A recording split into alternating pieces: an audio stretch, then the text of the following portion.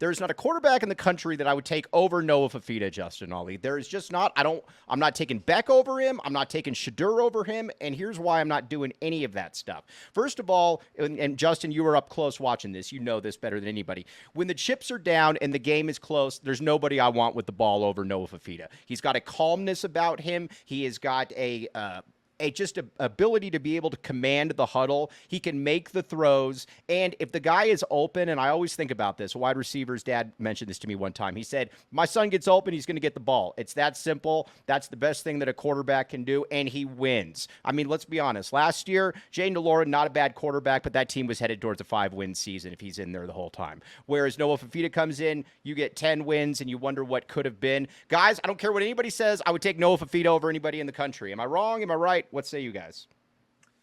Man, I mean, there's a lot of great quarterbacks in college football. And I think Dylan Gabriel, he's going to do a lot of great things at Oregon, especially with weapons that he has up in Eugene. But no, you're right, Mike. And he's a winning quarterback. He showed that in his first game. I mean, really the first meaningful snaps that Noah Fifita played at Arizona. He was taking over for the injured Jayden de Laura. And Arizona, they were going to lose that game to Stanford. And the Wildcats were 20-point favorites. And they were, even though they had, a spark in the first half and there was that touchdown by Tanner McLaughlin, Stanford really had Arizona's number in that game. And the thing that really just frustrated me the most about watching Jayden de Laura was he would improvise and he would be a liability. And then he would do things that you're not taught as a quarterback, like constantly drifting back into this abyss in the pocket. Yes. And he just kept falling back. And even Jedd Fisch was like, he's not taught that. I don't know where he learned that from. That's something that we need to work on. And then Noah Fifita came in, was very sharp. Did he throw the game-winning touchdown pass? No, but he orchestrated a brilliant drive that was capped off by a Jonah Coleman touchdown. And, oh, by the way, I don't know if you know this, but apparently everyone who built Arizona last year is now at Washington, according to Jonah Coleman. That's crazy. Absolutely crazy to me. But going back to my original point, those first two games that Noah started, he went up against the national runner-up team in Washington, and then he went up against a top 10 team in USC. And, if Jedd Fisch knew the overtime rules, maybe Arizona beats USC in that game on the road. But from that point forward, Arizona did not lose a single game. And even in the moments where Noah Fifita struggled, he still played winning football. I always go back to that game on the road against Colorado. Yep. Noah struggled. I mean, he really did. And Jayden de Laura, give him a credit. He was kind of the whisperer on the sideline that kept Noah calm. But in that fourth quarter, who was it that led Arizona down the field to have Tyler Loop set up for a walk-off field goal?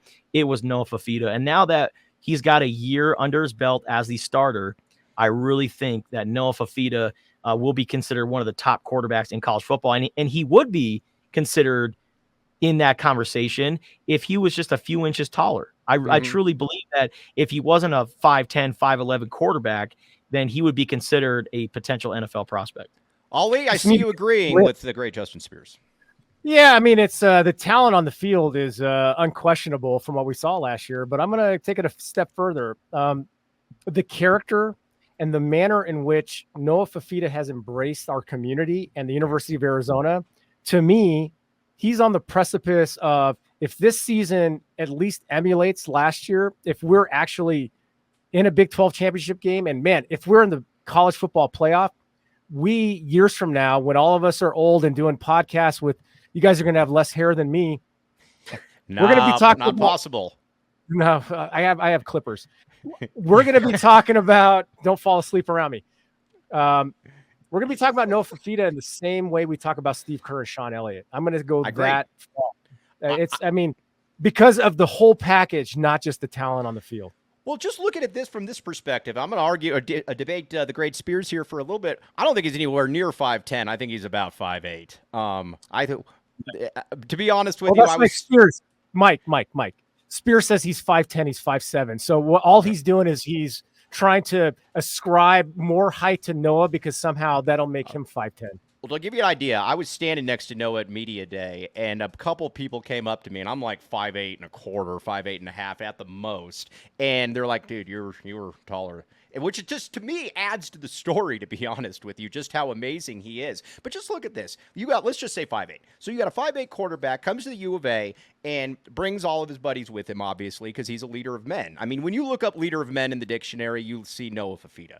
And he comes in, and this first year, red shirts. Then the second year, you can clearly tell that Jedd Fisch didn't want to play him for whatever reason. Noah Fifita could have thrown for 800 yards and 8 touchdowns, and he would say, well, I just don't think that he could have done it without Jaden on the sideline. It was like every single press conference. He would leave with Jaden. I mean, you know that, Justin.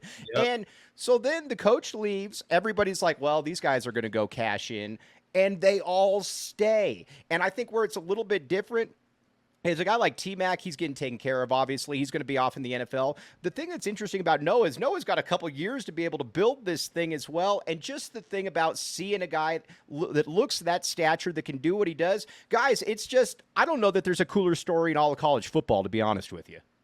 No, I mean, and think about it, fellas. I mean, there's a lot of change happening in college football, whether it's realignment, the House settlement that's getting filed with the court today, NIL, transfer portal.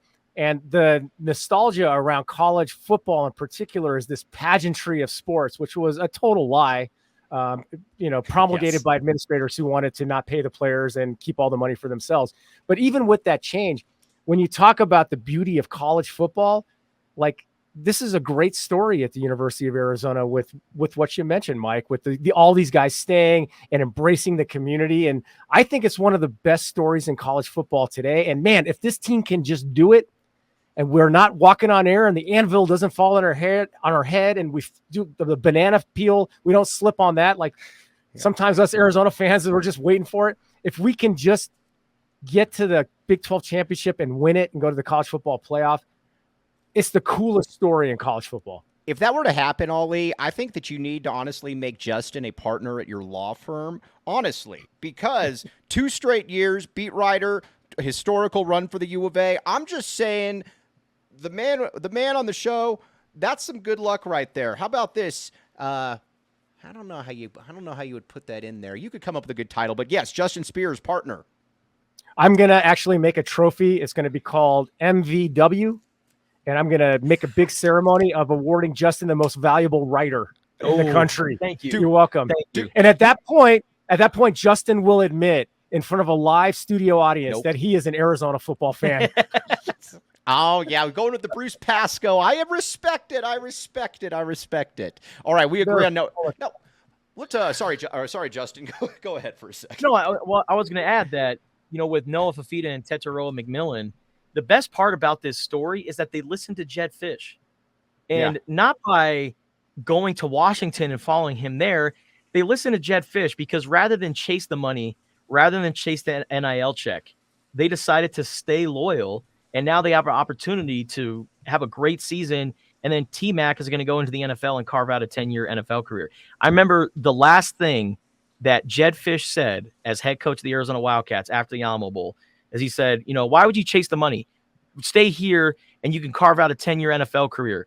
Don't go chase the NIL money. You have the opportunity to be a part of a top 10 team next year and go to the CFP. Why would I want to be anywhere else? And then Jedd Fisch goes to Washington. And then T-Mac and Noah, they're like, you know what, Jedd? You're right. Why would we want to leave? We are legends in Tucson. People love us, and we have the opportunity to do something that hasn't been done at Arizona, and that's contend for a national championship. I do Why love is the word sanctimonious in my head every time you mention our former coach's name? It's weird. Did you guys see him at the Big Ten Media Day where he kept referring to we with Washington? We've beat Oregon the last 2 times. We beat Texas. No, Coach, you have not beat them. That is not true. Yeah. We will not let that slide on this show. Okay, now with Tetairoa McMillan. All right, Justin Spears guy. We like giving Spears crap in the press box because we like making up that Justin one time said McMillan isn't good. He never said that, but it's still fun to give him a what? Yeah, it's fun to. We're like every time T-Mac makes it a ridiculous catch, man, Spears got to be surprised by that one. But no, that's just and it's funny every time T-Mac did something well, Mike or Cheer, whoever, they would like look at me in the press box like, "You see that? Are you serious?" Yeah. Yes, unbelievable. I thought you just got the guff here. No, you get it in the press box from those guys too? It's everywhere. Oh, man. We